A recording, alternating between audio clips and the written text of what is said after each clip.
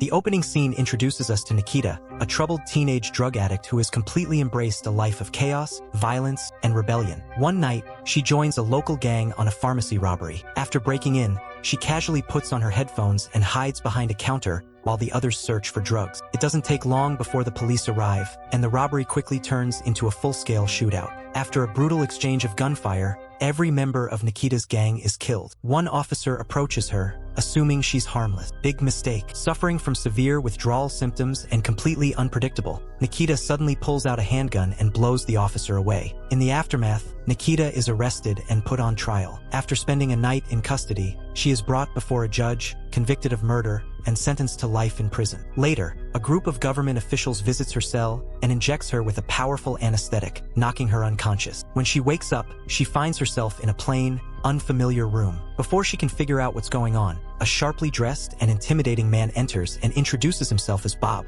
Honestly, if someone named Bob walks into a secret government facility looking that serious, you know things are about to get complicated. Bob explains that the government has officially declared her dead. As far as the world is concerned, Nikita committed suicide in prison and has already been buried. In reality, she has been removed from the system and given a second chance. According to Bob, this is her opportunity to make up for the crimes of her past. Though officially dead, she now belongs to a covert government organization known as the Center. Bob then presents her with two options: become a government assassin and serve the country, or spend eternity in Row 8, Plot 30, her freshly prepared grave. Unsurprisingly, Nikita asks for some time to think. Bob gives her exactly 1 hour. When he returns, however, Nikita has other plans. She smashes a chair into him, grabs his gun, and holds him hostage. She demands that he take her to an exit, and Bob reluctantly agrees. The guards in the lobby are immediately alerted, but Bob orders them not to interfere. Waiting for the perfect opportunity, Bob eventually distracts Nikita and manages to break free. He then points out the obvious flaw in her escape plan. Even if she gets outside, every police officer will shoot her on sight because, legally speaking, she no longer exists. After taking a moment to think it over, Nikita finally accepts the offer and agrees to work for the Center. Her training begins the very next day. She learns computer skills, martial arts, and advanced firearms training. While technology clearly isn't her favorite subject, she proves to be a natural fighter. She consistently hits her targets with impressive accuracy and even surprises her martial arts instructor with her unpredictable fighting style. Alongside the physical training, she also undergoes a complete makeover under the guidance of a woman named Amanda. Turns out Amanda was once recruited by the Center herself and now specializes in transforming rough recruits into sophisticated operatives. Her mission: turn Nikita from a reckless drug addict into a deadly femme fatale. During their first session, Amanda gives Nikita a wig and tries to teach her the basics of elegance. She even encourages her to smile once in a while. Unfortunately, Nikita seems about as interested in that as she is in computer lessons. As time passes, her progress begins to stall. Instead of focusing on training, she spends most of her days eating, painting on the walls of her room,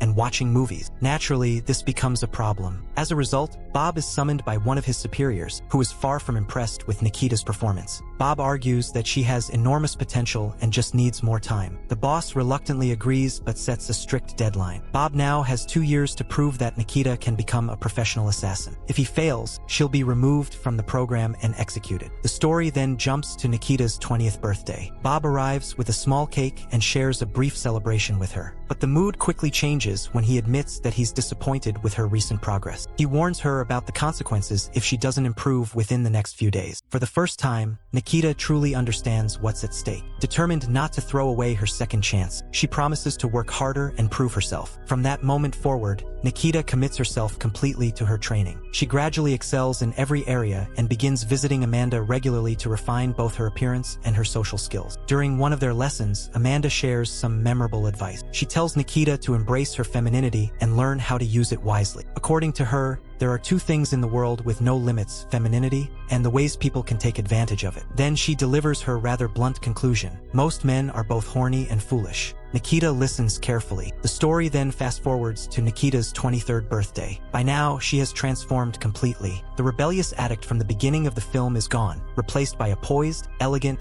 and highly capable operative. That evening, Bob takes her out to dinner under the excuse of celebrating her birthday. They arrive at an upscale restaurant, where he presents her with a gift. Excited, Nikita opens the box, only to discover a pistol inside. Bob calmly explains that it contains 6 titanium rounds, along with an extra magazine. And just like that, what started as a birthday dinner is about to become something very different. This gift turns out to be something very different from a birthday present. It's actually her first real mission. Bob quickly briefs her on the objective. Her targets are a foreign diplomat and his 2 bodyguards sitting just behind her. Once the job is done, she's supposed to escape through a secret tunnel hidden in the men's restroom. With the mission explained, Bob calmly leaves her alone. Nikita is visibly nervous. The restaurant is packed with people and crawling with armed security. Still, she takes a deep breath, steadies herself, and commits. She pulls out the pistol, turns around, and eliminates all 3 targets before sprinting toward the restroom. The gunshots throw the entire restaurant into chaos, and the guards immediately begin chasing her. Once inside the restroom,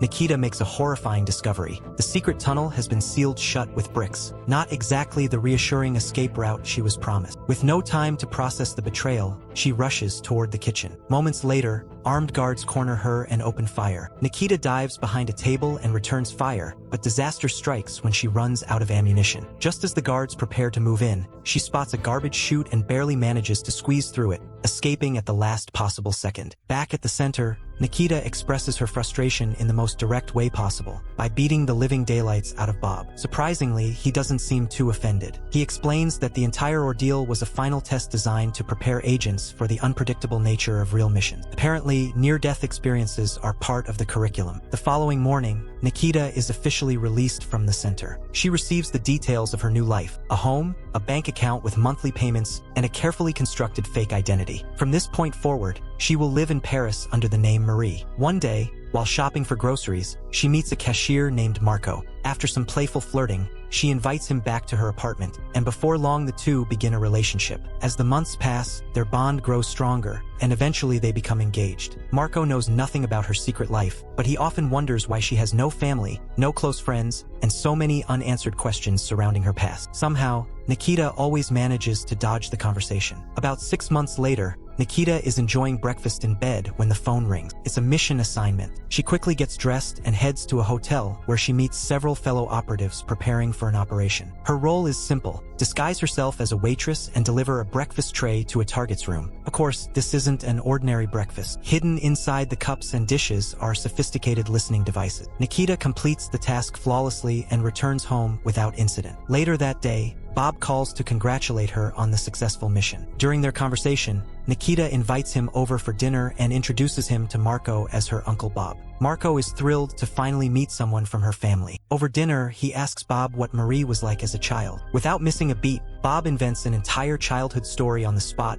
and delivers it with absolute confidence. He even throws in a few terrible jokes along the way. Before leaving, he surprises the couple with tickets to Venice, claiming they're an engagement gift. The next scene takes us to Venice, where Nikita and Marco arrive looking happier than ever. After checking into their hotel, they prepare to enjoy a romantic evening together. Unfortunately, romance gets interrupted by a phone call. Assuming it's room service, Nikita answers the phone, only to discover that it's actually mission instructions. The trip wasn't a vacation at all. It was part of an operation. She is informed that a secret compartment hidden in the bathroom contains a communication headset. Pretending she's going to take a bath, Nikita slips into the bathroom and retrieves it. Through the headset, she receives instructions on assembling a sniper rifle. As she puts the weapon together, she learns that her target will soon appear on the rooftop directly across from her bathroom window. Taking position, she patiently waits. Meanwhile, Marco stands outside the door trying to talk to her. He wonders aloud whether she truly loves him. Nikita desperately wants to answer, but the mission comes first. His words distract her. The guilt of lying to him begins to weigh heavily on her conscience. Marco senses that something isn't right. At that exact moment, the target finally appears. Nikita takes the shot and immediately hides the rifle before Marco enters the room. The mission is successful, but emotionally she's shaken. Every assignment seems to pull her further away from the life she actually wants. The following day, she meets Bob at a restaurant, where he presents her with another assignment. This time, the target is a foreign ambassador scheduled to leave the country in 5 months. Bob insists the operation must be flawless and gives her complete freedom to plan the assassination however she sees fit. Starting immediately,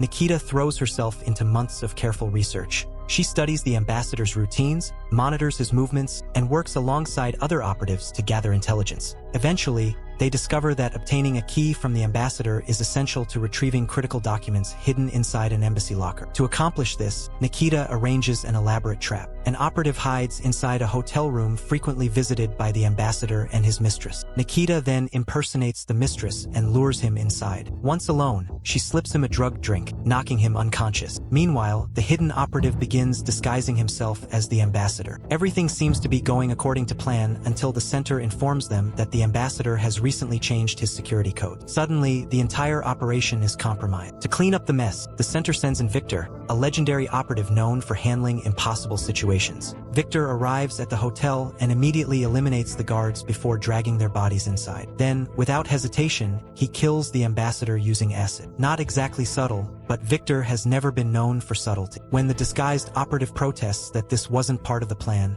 Victor simply shoots him too. Problem solved, Victor style. With the situation spiraling out of control, Nikita assumes the ambassador's identity and accompanies Victor to the embassy. While Victor waits outside, she heads to the ambassador's office and retrieves the documents hidden inside a secure safe. Unfortunately, as she's leaving, a dog spots her and begins barking. The noise alerts the guards, triggering alarms throughout the building. Nikita manages to reach Victor, but they are quickly surrounded at the gate. Without hesitation, Victor pulls out his weapon and fights off the approaching guard. His incredible skills buy them enough time to escape, but he suffers fatal wounds during the battle. Using the last of his strength, Victor drives Nikita to safety before finally succumbing to his injuries. Later that night, a devastated Nikita returns home and collapses into Marco's arms. At that moment, Marco reveals something unexpected. He already knows she has been living a secret life. Despite everything, he still loves her. He gently tells her that she should disappear before this dangerous world destroys her completely. Hearing those words breaks Nikita emotionally. Through tears, she admits that Marco is the first person who has ever truly cared about her. The two spend one final night together before she quietly leaves the following morning. When Bob learns that Nikita has abandoned the center, he visits Marco's apartment hoping to find her. He explains that she's in serious danger because she still possesses the documents stolen from the embassy. To Bob's surprise, Marco calmly hands over the documents. He reveals that he secretly took them from Nikita to protect her. In the end, the two men share a rare moment of understanding. Despite everything that happened, they both know one thing for certain: they're going to miss Nikita. If you enjoyed this recap,